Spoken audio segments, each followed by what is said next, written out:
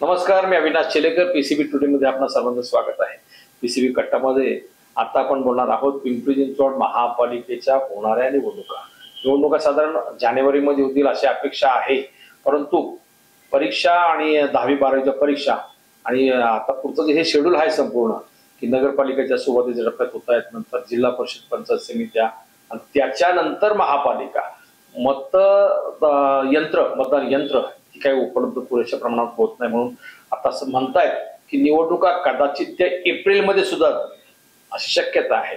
परंतु निवडणुका होतील असं गृहीत धरून आपण सर्वांशी या विषयावरती चर्चा करत असतो. आज प्रामुख्याने पिंपरी चिंचवड शहरातील सत्ताधारी भाजपचे सर्वेसर्वा शहराध्यक्ष शत्रुघ्नजी काटे यांच्याशी आपण बोलणार. बापू, आपलं स्वागत आहे. बापूंची आजची मुलाखत घेण्यामागचं प्रमुख एक कारण असं आहे, निवडणुका हा तर विषय आहेच आहे, बिहारचा निकाल तो विषय पण आहे, भाजपची या शहरातली आतापर्यंतची परिस्थिती ते आहेच आहे. परंतु भाजपचे शहराध्यक्ष होऊन शत्रुघ्न काटे बापूंना आज बरोबर 6 महिने पूर्ण झाले. म्हणून खास त्यांचं अभिनंदन, तुम्हाला शुभेच्छा आहे पुढच्या कारकिर्दीसाठी. आणि आजचा आपला हेतू तोच आहे की 6 महिने पूर्ण झाले. 6 महिन्याच्या कार्यकालामध्ये बापू संघटना म्हणून, भाजप संघटना म्हणून तुमच्या काळामध्ये तुम्ही काय काय केलं, निवडणुकीची तयारी कशी केलेली आहे? कारण आता लोकांच्या अपेक्षा सगळ्या भाजपकडे लागलेल्या आहेत. कारण का की केंद्रात राज्यात भाजप आहे, शहरात सुद्धा भाजप. थोडक्यामध्ये लोकांना काय पाहिजे असतं, विकास पाहिजे असतो. विकास पाहिजे असेल तर लोक विचार करतात सरसकट सगळी जी रँक आहे त्याच्यामध्ये एकच पक्ष, म्हणून लोक भाजपकडे. त्याच्यामुळे आता परिस्थिती अशी अजून निवडणुका व्हायच्यात, परंतु उमेदवारांच्या इच्छुक उमेदवारांच्या भाजपच्या कार्यालयामध्ये प्रचंड गर्दी आहे. इथले 4 आमदार, शहराध्यक्ष यांच्या प्रत्येक कार्यालयामध्ये भाजप कार्यकर्त्यांची आणि इच्छुकांची गर्दी वाढलेली आहे. थोडक्यात आता भाजपचं मार्केट आहे. बापू, नेमकी 6 महिन्यातल्या कार्याचा तुमचा थोडा एक ओघरता आढावा, थोडक्यात काय परिस्थिती? सर्वप्रथम खरं तर पीसीबीने खूप दिवस माझी मुलाखत घ्यायची ठरवलं होतं, पण मी सरांना सांगितलं होतं की मी एकदा आरक्षणाचा जो पार्ट आहे तो होऊ द्या, सोडते. समाजामध्ये कळेल लोकांना कोणाचा कुठे प्रभाग आहे. आणि त्या अनुषंगाने मी आज मुलाखतीला इथे आलो. आणि पीसीबीला मुलाखत देत असताना गेली बरेच दिवस मी सरांचं ऐकत असतो. पीसीबी ज्या लेवलला जाऊन इथे काही प्रश्न शहर लेवलचे सातत्याने मांडत आहेत. आणि मला माहित नाही आता समोर ते कुठले माझ्यासमोर प्रश्न विचारणार आहेत. त्यांनी पहिला एक प्रश्न आज एक चांगला केला की आज मला 180 दिवस झाले, 6 महिने झाले मला राज्याने, या राज्याचे आदरणीय मुख्यमंत्री देवेंद्र भाऊंनी, त्या राज्याचे माजी अध्यक्ष देव बावनकुळे साहेब, आता जे अध्यक्ष आहेत रवींद्र चव्हाण साहेबांनी जो माझ्यावरती विश्वास दाखवलेला आहे. 180 दिवसामध्ये साहेब मी तुम्हाला सांगतो की आपण ज्यावेळेस संघटना बांधत होतो मी इथे, त्यावेळेस संघटना बांधत असताना नुकत्याच नव्याने आमदारकीची निवडणूक होऊन गेली.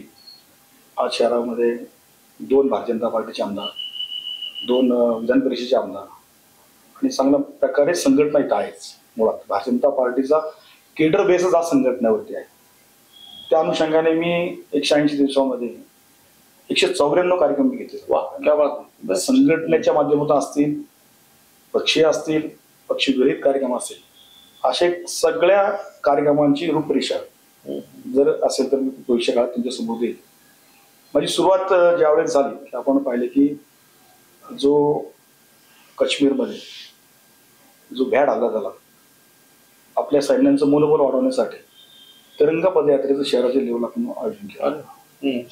तो सुरुवातीचाच माझा पहिला कार्यक्रम. याच्यामध्ये खरं तर कार्यक्रम म्हणण्यापेक्षा ती पदयात्रा होती, आपल्या सैन्यांचं मनोबल वाढवण्यासाठी होतं. त्याच्यामध्ये मी सगळ्यांना सामावून घेऊन, या शहरातील प्रत्येक नागरिकाला बरोबर घेऊन, त्याच्यामध्ये काही माजी सैनिकांना बरोबर घेऊन आपण या शहरामध्ये तुम्ही पाहिलं असेल की भव्य प्रमाणावरती साधारण 4 ते 5 हजार लोकांची आपण पदयात्रा केली. असा तिथनं माझ्या कार्यक्रमाचं खरं तर रूपरेषा चालू झाली. त्याच्यानंतर सेवा पंधरवडा असेल, पुण्यश्लोक अहिल्यादेवी होळकरांची 300वी जयंती आम्ही साजरी करत असताना आपण साधारण शहरामध्ये 150 ठिकाणी कार्यक्रम केले. अशा संघटना बांधत असताना बरेचसे कार्यक्रम या शहरामध्ये आपण केले. त्याच्यामध्ये नागरिकांचे प्रश्न असतील, संघटनेच्या माध्यमातून कार्यकर्ता जोडण्याचं काम असेल. नवीन आम्ही ज्यावेळेस प्रदेशाने आम्हाला सदस्य नोंदणी अभियान आमच्याकडे दिलं. साधारण या शहरातून आपण 3 लाख सदस्य नोंदणी, 3 लाख सदस्य. अरे अच्छा, एवढी मोठ्या प्रमाणावरती नोंदणी या शहरातून करून ऑनलाईन केली म्हणतो ना? ऑनलाईन केली, ऑफलाईन पण केली. त्याचा OTP पण लोकांनी आम्हाला दिला. म्हणजे लोकांचा विश्वास भारतीय जनता पार्टीवरती आहे. या शहरातून 3 लाख सदस्य नोंदणी आज भारतीय जनता पार्टीचे सदस्य आहेत, जी जगामध्ये सगळ्यात मोठी पार्टी म्हणून बरोबर भारतीय जनता पार्टी येते. आणि त्या पार्टीचा मी या शहराचा अध्यक्ष आहे, याचाही मला अभिमान वाटतो. म्हणून मी सातत्याने येणारे अनेक कार्यक्रम असेल, अशा बरेच कार्यक्रमांची खरं तर यादी आमच्याकडे आहे, वेळ कमी आहे. असे बरेच कार्यक्रम आम्ही या शहरामध्ये केलेत.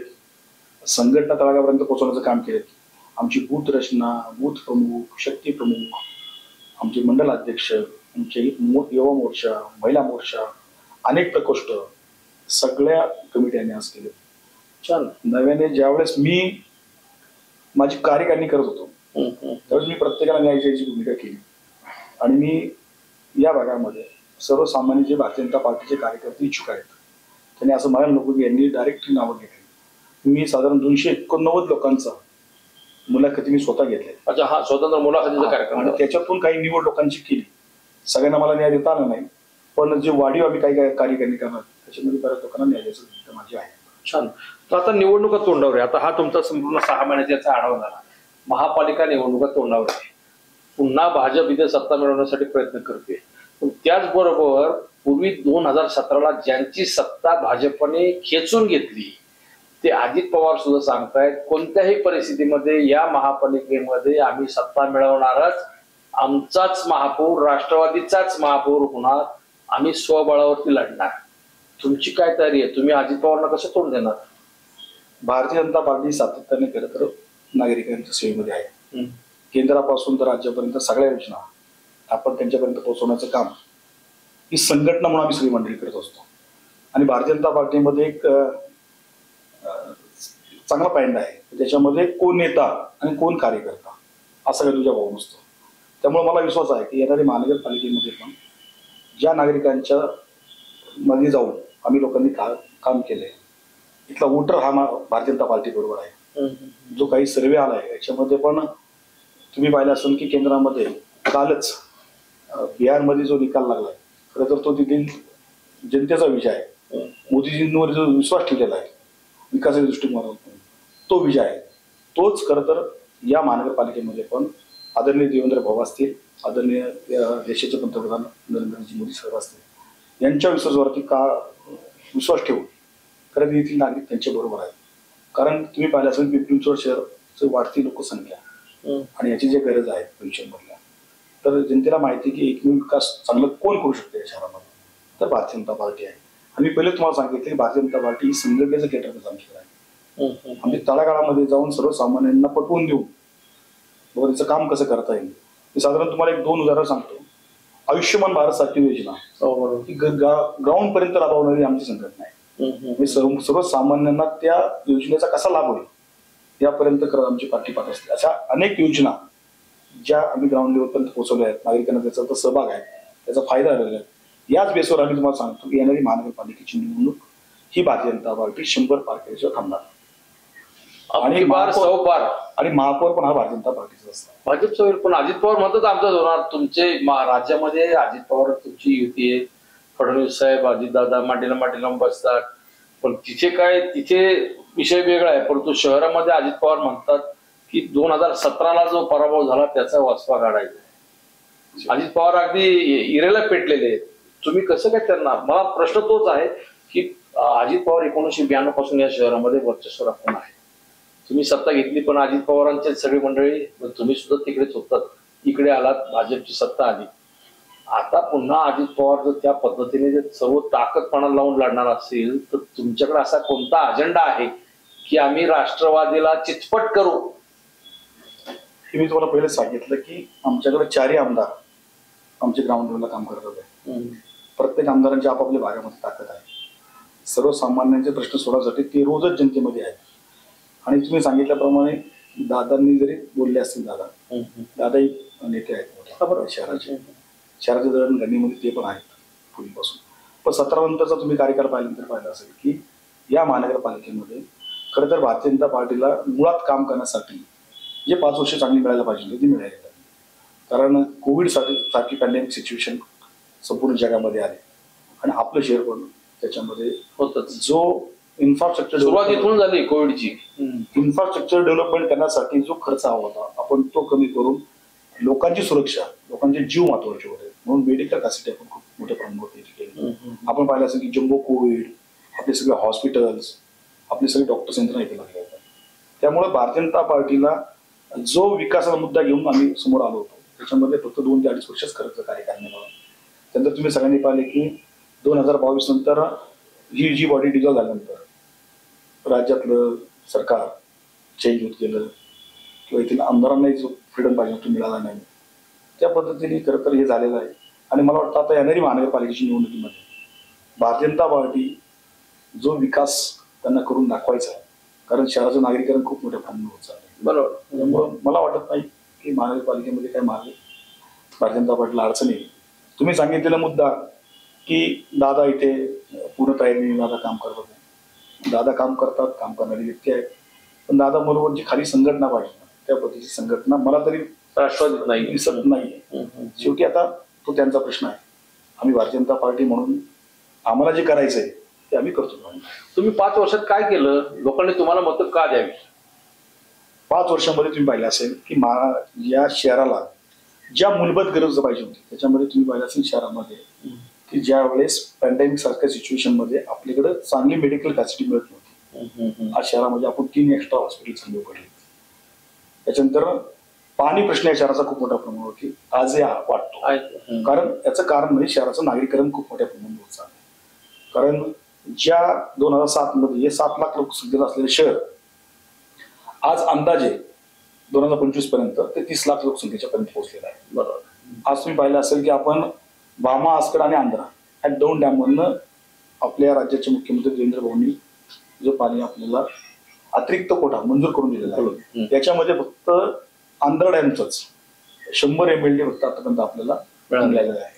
फ्युचरमध्ये आपण ज्या पद्धतीने काम करतो भामा आस्कडचे आपल्याला मिळणार दोन्ही मिळून 250 MLD पाणी आपल्याकडे येईल. तरी पण शहराची गरज भागवण्यासाठी ज्या अतिरिक्त साठा आपल्याला पाहिजे, अतिरिक्त कुठून टाटा डॅम बनणं असेल, म्हणजे मुळशी टाटा डॅम अशी मागणी आपण करतोय. त्यामुळे तुम्ही जो प्रश्न विचारला की 2 ते 2.5 वर्षामध्ये काय केलं, कितीतरी किलोमीटर आज तुम्ही पाहिलं की चरवली, चिखली, मोशी जी 97ला जी गावं आपल्याकडे आली त्या गावांचा विकास आज तुम्ही जाऊन पहा. त्या गावांमध्ये कितीतरी किलोमीटर रोड आज नव्याने तुम्ही सांगा मला आयुक्तालय आपल्याकडे होतं, चांगली कोर्ट आपल्याकडे होतं, तहसीलदार कार्यालय आपल्याकडे होत चालले. तुम्ही स्वतंत्र आणलं. स्वतंत्र हे भारतीय जनता पार्टीने आणलेलं. म्हणजे त्याच्यानंतर तुम्ही पहा की शहराचा जो शहर मेट्रो शहर म्हणून होतो आज ते मेट्रो शहर ते आणण्याचं काम सुद्धा भारतीय जनता पार्टीने केलं आहे. म्हणजे तुम्ही म्हणता की 17 नंतर काय केलं, तुम्हाला मतं का द्यायची?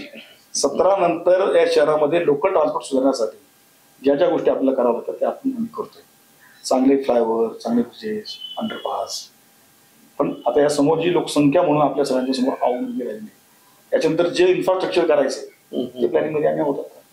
अच्छा, म्हणजे 5 वर्षाच्या याच्यामध्ये या सगळ्या डेव्हलपमेंटच्या तुमच्या 5 वर्षाच्या काळामध्ये आणि पुढच्या 4 वर्षाच्या प्रशासकीय राजवटीमध्ये प्रशासकीय राजवटीमध्ये जरी तुमची सत्ता नसली तरी अप्रत्यक्षरित्या भाजपचाच कंट्रोल होता, कारण स्टेट गव्हर्नमेंट भाजपचं आहे.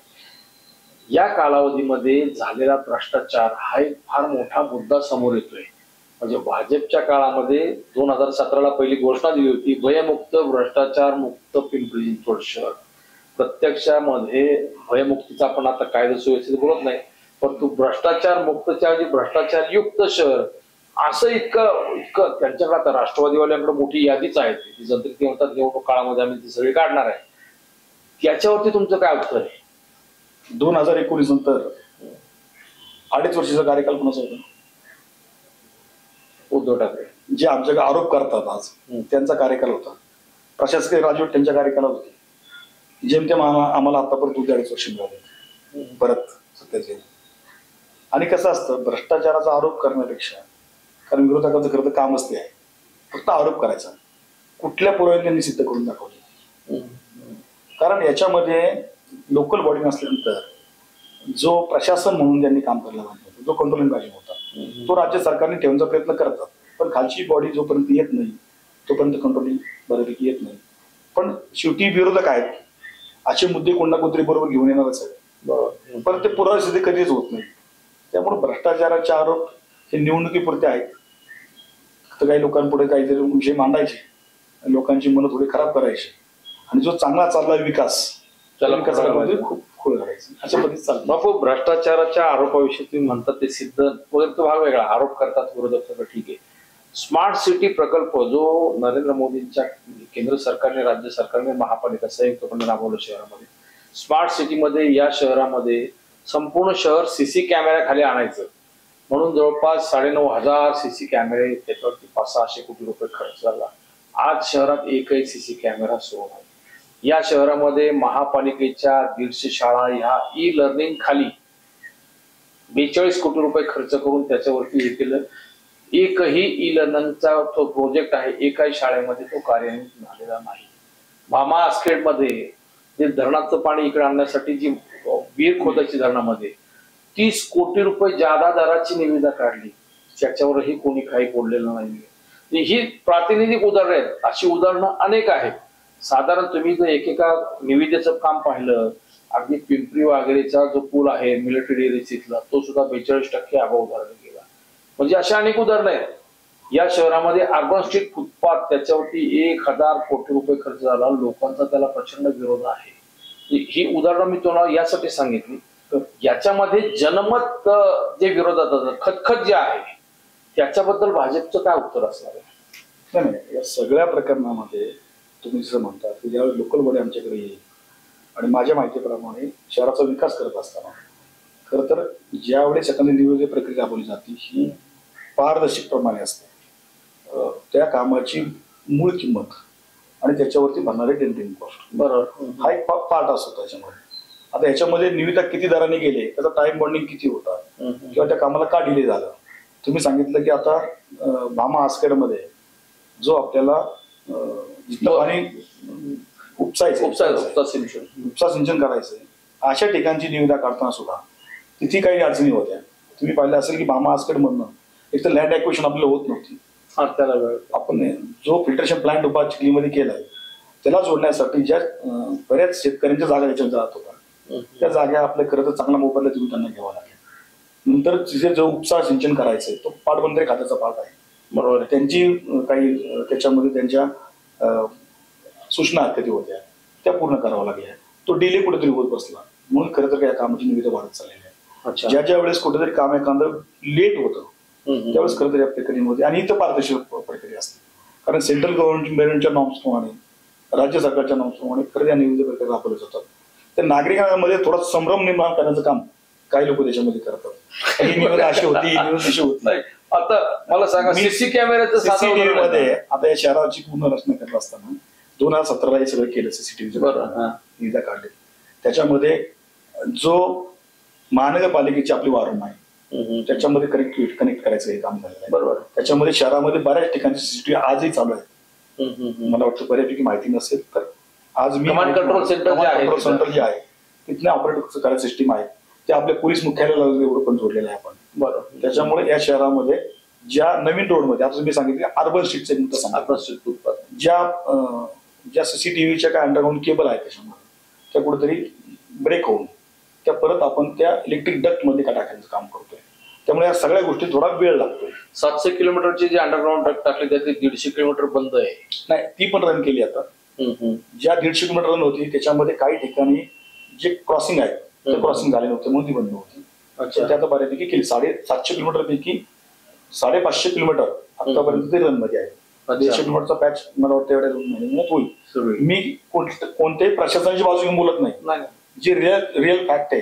कारण महानगरपालिकेमध्ये पण मी खूप दिवस काम केले, प्रशासनात पण मी चांगलं नगरसेवक म्हणून जे माझे मुद्दे मांडायचे ते मांडले. त्यामुळे ह्या प्रत्येक गोष्टीकडे मी बारकाईने पाहत असतो. कारण मला वाटतं की हे शहर माझं आहे, आपलं माझं शहर खूप चांगलं राहिलं पाहिजे. तुमचं आमचं सगळ्यांचं शहर आहे. शहराची काळजी आपण करू चांगली. कारण शहरामध्ये एवढं मोठ्या प्रमाणावरती नागरिकरण होते. कारण ही छोटी छोटी गावं असलेलं शहर हे कुठेतरी खेडेगावांचं शहराच्या शहराकडे आपली वाटचाल चालू आहे. तर त्या पद्धतीने आपल्या शहराकडे दृष्टिकोन पाहिले पाहिजे. ई लर्निंग स्कूल तुम्ही मला सांगितलं.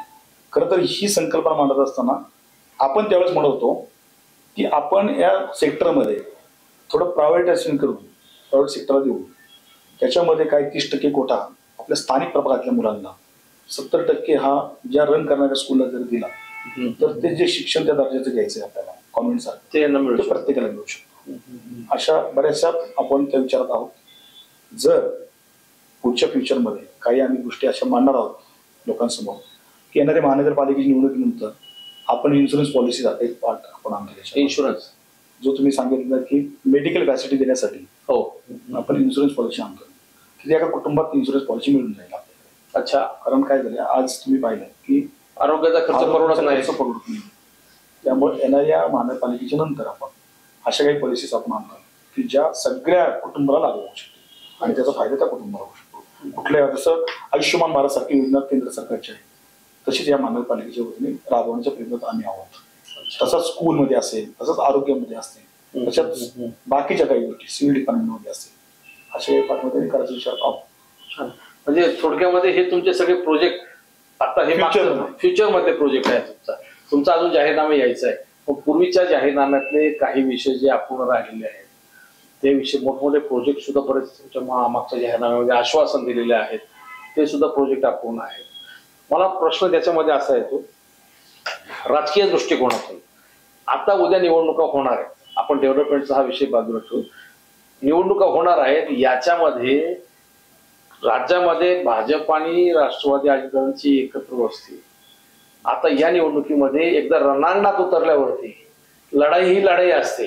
तिथं मित्र कोण काय ह्याचा काही संबंध येत नसतो. जिंकायचं हे एकमेव ध्येय असतं. पण तुमच्या समोर जेवढी रणांगणामध्ये तुमचे शत्रू असतील शत्रू क्रमांक 1 तुमचा कोण? तसं भारतीय जनता पार्टी शत्रू क्रमांक कोणाच मानत नाही.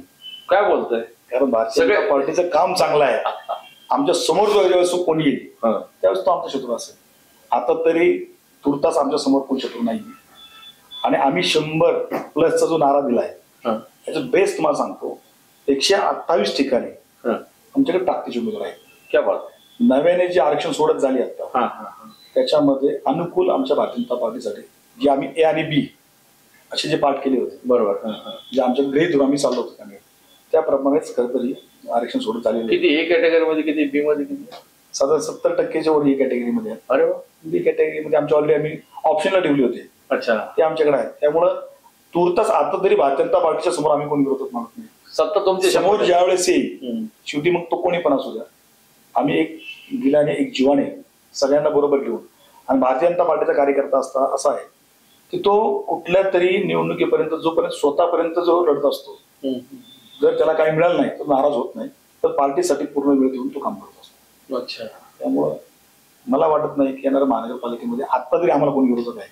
म्हणजे अजित पवारांची राष्ट्रवादी शिंदेची शिवसेना ही तुमच्या बरोबरीत लढणार का स्वतंत्र लढणार? शेवटी हा वरिष्ठ पातळीवरचा निर्णय आहे.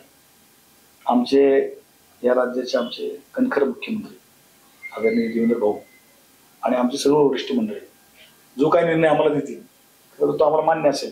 पण आज तरी तुर्तास आम्ही 16 लढण्यासाठी 100% भाजप या उद्देशानेच आम्ही महानगरपालिका. तुम्ही 128 पैकी 100च्या पुढे जाणार असं म्हणताय. म्हणजे एकीकडे भाजपचे 14-15च्या पुढे जात नव्हते 2017 मध्ये एकदम 77 मध्ये आले आणि आता म्हणताय 100च्या पुढे जाऊ. बेस काय तुम्ही डेव्हलपमेंटच्या याच्यावर मागताय मोठं की लाडकी बहीण योजनेचं जसं योजना तिकडे राबवली त्याच्यामुळे पटकन सरकार आलं. बिहारमध्ये तसंच 10,000 महिन्याच्या नाव जमा केले सरकार आलं. इथे पण असं काही फॉर्म्युला आहे का तुमचं? बिलकुल नाहीये.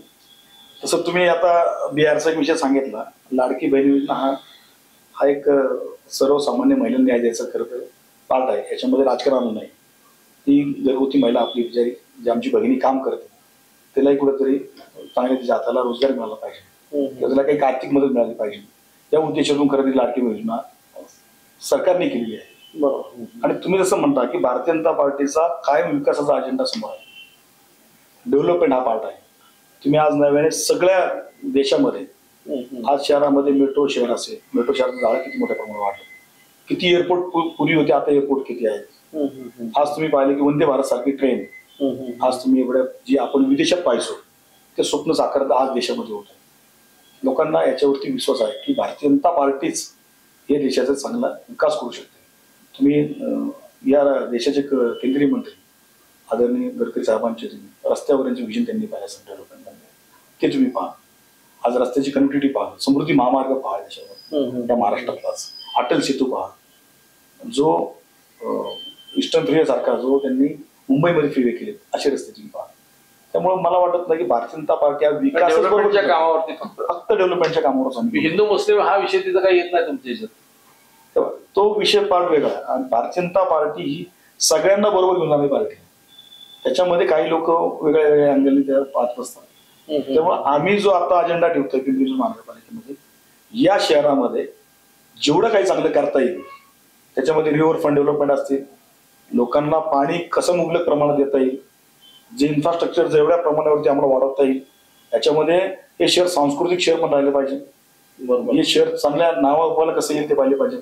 शहरामध्ये चांगले स्पॉट निर्माण करून एक टुरिझम पॉईंट कसा करता येईल अशा प्रकारचं आम्ही पाहतो. शहरातील दैनंदिन जीवनातील जी लागणारी तुम्हाला अर्थव्यवस्था, ही ट्रॅफिक समस्या आहे, ती कशी आपल्याला सोडवता येईल त्यासाठी आम्ही प्रयत्न करतोय. आणि आमचा हा मुद्दा हाच असणार आहे की येथील लोकांचं दैनंदिन जीवनमान उंचावेल. येथील ज्या बेसिक ॲम्युनिटीज रोडवरती पाहिजे, जे आपण विदेशात जाऊन घेतो त्या ॲम्युनिटीज या शहरामध्ये मिळायला पाहिजे. त्यामुळं येणारी महानगरपालिकेमध्ये सुद्धा हा जो तुम्ही आता पहिला मुद्दा काढला की कसल्या बेसवर तुम्ही करताय, आम्ही फक्त विकासाच्या बेसवरतीच आम्ही महानगरपालिका निवडून करतो. मला तुमची मागची सत्ता आली त्यावेळेस अनधिकृत बांधकामाचा विषय हा या शहरातला कळीचा मुद्दा होता. खरं तर लोकांनी देवेंद्र फडणवीस ज्यावेळेस इथं सभागृहामध्ये प्रचार सभांमध्ये सांगितलं एकाची एक वीट सुद्धा बांधकामाची हलणार नाही, त्याच्यामुळे लोकांनी मोठ्या विश्वासाने मतं दिली. प्रत्यक्षामध्ये त्यावेळेस काहीतरी 2.25 लाख अनधिकृत बांधकाम होती, एकही त्यातलं नियमित अद्यापपर्यंत होऊ शकलेलं नाही. त्याच्यापेक्षा दुप्पट बांधकामं अनधिकृत आणखी झाली. आज जवळपास 9 लाख पैकी 3.5 लाख अनधिकृत बांधकामं आहेत. हा प्रश्न तुमच्या दृष्टिकोनातून 5 वर्षामध्ये काय किंवा प्रशासकीय राजवटीमध्ये काय, राज्य सरकार केंद्र सरकार सगळं तुमच्या हातात आहे, तरी सुद्धा सुटलं नाही. लोक तुम्हाला मतं कशी देतील? नाही, तुम्ही पाहिलं असेल की 2008ची जी अनधिकृत बांधकामं आहेत ती 2008 पर्यंत करण्याचा प्रयत्न केला झाले नाही. 2014 पर्यंत करायची ठरली. त्यावेळेस या राज्याच्या नव्यानेच ज्यांच्या हातात सतीश धोरा गेले, देवेंद्र भाऊंनी शब्द दिला, मला वाटतं स्वर्गीय लक्ष्मी भाऊ जगताप असतील, महेशदा लांबे असतील आमदार म्हणून, त्या दोघेही माणसांनी हा पिंपरी शहराचा मुद्दा लावून धरला. आणि तुम्ही पाहिलं असेल की नजीकच्या काळामध्ये साधारण 1.5 लाख घरं जी इलिगल होती त्याच्यामध्ये गुंठेवारी म्हणा किंवा 1000 स्क्वेअर फुटाचं घर लिगली म्हणून अशा काही गोष्टी आपण केलेल्या आहेत. त्यामुळं हा जो मुद्दा आहे तुम्ही म्हणता की तो अनधिकृत बांधकामांचा घर फक्त तुम्ही दिलेला नाही, मग 1000 स्क्वेअर फुटापर्यंतची घरं आपण रेग्युलाइज केली. नियमित झाली नाही. नियमित करताना ज्या अडचणी होत्या त्याच्यामध्ये त्या गुंठेवारीमध्ये आल्या. काही लोकांना गुंठेवारी करता आली नाही, कारण त्या लोकांनी जो आर्किटेक्चरला बरोबर घेऊन करायचं होतं ते केलं नाही. पण फ्युचरला जो विषय आता आहे साधारण 3.5 लाख बांधकामांचा, खरं तर आम्हाला असं वाटतं की सर्वसामान्यांना त्याच्यातूनच कायमस्वरूपी कसा न्याय देता येईल. कारण काही पार्टमध्ये जर नियमाप्रमाणे गेलो युडीसी करताना किंवा बांधकाम परवानगीची जी नियमावली आहे याच्यामध्ये 3 गुंठेच्या आतली जी घरं आहेत, 1.5 गुंठेच्या आतली घरं आहेत, ते रेग्युलाइज कशी करायचे याच्यामध्ये एक नॉर्म्स ठरले पाहिजे. अशा प्रकारचा एक प्रस्ताव खरं तर राज्य सरकारने आपण दिलेला आहे.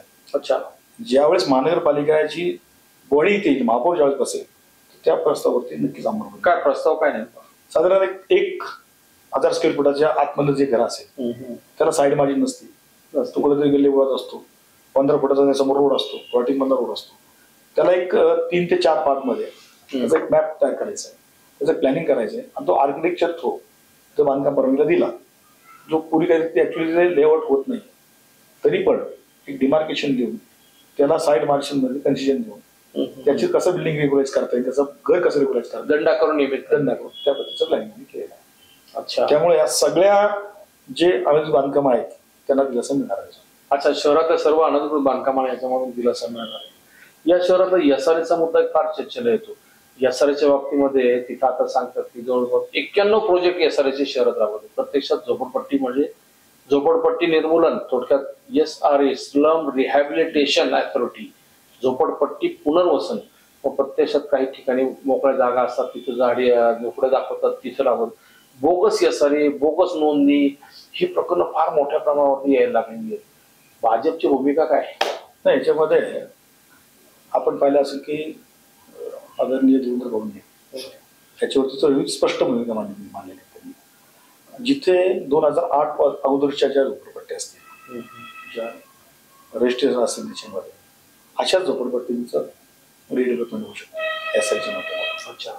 अशाच प्रकारे तुम्ही शहरामध्ये पाहिले असेल की बऱ्याच ठिकाणच्या आता एसआरचे प्रोजेक्ट चालू आहेत. त्याच्यामुळं ज्या एसआरच्या माध्यमातून जी रिडेव्हलपमेंट होती म्हणजे कोणी प्रायव्हेट करत असतील पण तेथील नागरिकांचं राहणीमान उंचावतं त्याच्यापासून. शहर एकदम क्लीन होऊन जातं. शहरामध्ये ज्या नागरिकांना चांगलं राहण्याचा हक्क पाहिजे तो द्यायचं काम पण खरं तर एसआरच्या रिडेव्हलपमेंट होत आहे. हा, जिथं काही गोष्टी काही लोकांनी चुकीच्या केल्या असेल त्याला भारतीय जनता पार्टी कधीच पाठीशी घालणार नाही. अच्छा. अशा गोष्टी ज्यावेळेस निदर्शनास येतील त्याच्यावरती 100% तुमच्या पक्षाचा असला तरी तो कोणी कुठला असला तरी त्याच्यावरती कारवाई होणार. पण मला वाटत नाही की या भागामध्ये जे चाललंय ज्या अगोदरच्या कारण हा सगळा जो पार्ट आहे तो एसआरए सारख्या एक डिपार्टमेंटकडे आहे आणि तो त्याचं सगळं छाननी केल्याशिवाय तो पुढे जात नाही. अच्छा. बाबू तुमचे निवडणूक प्रचाराचे मुद्दे काय राहतील? हा शेवटचा प्रश्न आहे माझा. निवडणूक आता जवळ आलेली आहे, जाहीरनामा तुमचा तयार असेल, तुमचा अभ्यास त्याच्यावरती झाला असेल, तुमची समिती असेल या शहरातली की आपल्याला या शहरासाठी असा शहराची स्वतंत्र ओळख निर्माण करा. एक नक्की अजित पवारांची सत्ता होती त्यावेळेस इथं एकही असं राज्य पातळीवरचं पद दिलं नाही. परंतु भाजपची सत्ता आल्यावरती अमर साबळे हे खासदार झाले राज्यसभेचे, उमा खापरे ह्या आमदार झाल्या विधान परिषदच्या, अमित गोरखे विधान परिषदेचे आमदार झाले, राज्य लोकलेखा समितीचे सचिन पटवर्धन हे 2 वेळा अध्यक्ष झाले, सदाशिव खाडे हे इथले प्राधिकरणाचे अध्यक्ष झाले, अमित गोरखे हे अण्णाभाऊ साठे महामंडळ ही सगळी पदं आली. हे सगळं मान्य आहे. तुम्हाला अपेक्षा आहे का बापूंनी आमदार व्हायचं का महापौर व्हायचं? काय आहे का नाही, स्वप्न आहे का नाही? या शहराला न्याय देण्याच्या दृष्टिकोनातून भाजप आणखी काय काय करणार आहे? भारतीय जनता पार्टीचा तुमची भाजपची ओळख म्हणून या शहराची पुण्याच्या बाबतीमध्ये आपण समजू शकतो. पिंपरी चिंचवडच्या भारतीय जनता पार्टी हा पक्ष असा आहे की सगळ्या कार्यकर्त्यांचं त्यांच्याकडे लेखाजोखा असतो आणि प्रत्येकाला ज्यांची तुम्ही सांगितली नावं घेतली हे भारतीय जनता पार्टीसाठी ज्यांनी काम केलं, निष्ठावंत त्याग केला, त्यांना कुठेतरी न्याय द्यायची भूमिका भारतीय जनता पार्टीने केली आहे. फ्युचरमध्ये माझ्या डोक्यामध्ये असं काही नाही. आत्ता माझ्या डोक्यामध्ये महानगरपालिकेची सत्ता 100 पार करायची एवढंच फक्त माझ्या डोक्यामध्ये आहे. शेवटी वरिष्ठ लेवलला फ्युचरमध्ये कोण काय निर्णय घेईल मला माहित नाही. पण मी भारतीय जनता पार्टीचा कार्यकर्ता एक अध्यक्ष म्हणून मला जे जे वाटतं संघटनेसाठी ते मी आता करण्याचा प्रयत्न करतो. त्यामुळे माझ्या डोक्यामध्ये कुठली आमदारकी नाही, कुठली खासदारकी नाही. हाय हे आमची सगळी टीम महापौर यांना बरोबर घेऊन जायचं. या शेवटी मी तुम्हाला सांगितलं भारतीय जनता पार्टीचाच महापौर होईल. मग तो कोण होईल सांगता येईल. भाजपचाच. आणि तुम्ही दुसरं विषय सांगितलं अजेंड्यावरती. मी सांगितलं की पहिल्यापासून मी तुमच्या अख्ख्या मुलाखतीत मी सांगतो की भारतीय जनता पार्टीचा अजेंडा हा फक्त विकासाचा असेल आणि जे मुद्दे यायचे ते ऐन वेळेला आम्ही सगळे मुद्दे त्याच्यामध्ये मांडतो. अच्छा. प्रचाराचे मुद्दे सगळे तुमचे शहराच्या विकासासाठी, शहराचं नागरीकरण वाढते ज्या प्रमाणावरती जे या शहराला हवा असेल तेच मुद्दे फक्त आमच्या मॅनिफेस्टोमध्ये असतात. बाकी जातीवाद किंवा हे बाकी काय मुद्दे नाही त्याच्यामध्ये. छान. बापू एक ना बापूंची तयारी भरपूर झालेली दिसते. म्हणजे खरं पाहिलं तर आम्ही गेले अध्यक्ष झाल्यापासून त्याची स्वतंत्र मुलाखत घ्यावी यासाठी प्रयत्न करतोय. बापूंचा आज योग जुळून आला आणि आता निवडणुकीच्या दृष्टिकोनातून तुम्ही भरपूर तयारी केलेली दिसते आहे. आता राष्ट्रवादी तुमच्यावरती कसा अटॅक करते, तुम्ही त्याच्यावरती कसं परत प्रत्युत्तर देताय, त्या पुढच्या निवडणूक सुरू झाल्यावर त्यानंतरच्या गोष्टी आहेत. पण ओव्हरऑल संपूर्ण पाहिलं, आता जर पिक्चर पाहिलं, बिहारचा निकाल पाहिला, जनमनाचा जर कानोसा घेतला, तुम्हाला चांगले दिवस आहे याविषयी वादच नाही. फक्त ते तुम्ही आपकी बार 100 पार 77-75 तिथपर्यंत ते तुमची सत्ता येईल. विरोधकच शिल्लक ठेवायचा नाही ही जी भूमिका आहे भाजपची ती लोकांना थोडी बुचकळत, कार्यकर्त्यांना थोडी बुचकळत पाडणारी. करायचं काय, विरोधक लढायचं की नाही, विरोधकच शिल्लक ठेवत नाही. म्हणजे हा जो सगळा तुमचा हे पाहिला ना की लोक घाबरतात म्हणजे अक्षरशः. एनिवे असो काही हरकत नाही, तुमची सत्ता येईल, तुम्ही विकासाची कामं कराल, पण लोकशाही जिवंत ठेवा. तुम्ही या चर्चेत सहभाग घेतलात, आम्हाला मुलाखतीला वेळ दिला, खूप खूप धन्यवाद.